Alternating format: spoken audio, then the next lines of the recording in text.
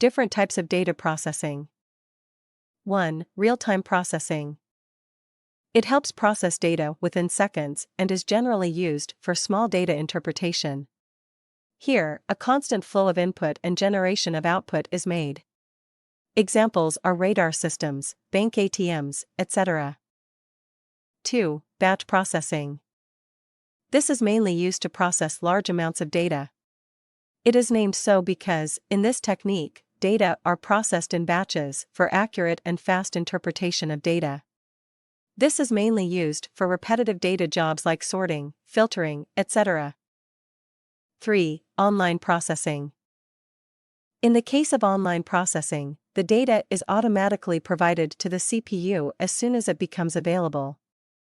Just like on online websites, you see that the prices are changed continuously according to systematic comparisons and data.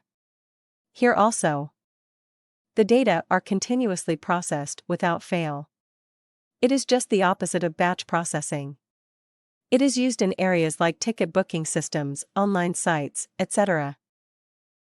4. Distributed processing. Refers to breaking a specific task and dividing it across two or more interconnected processors.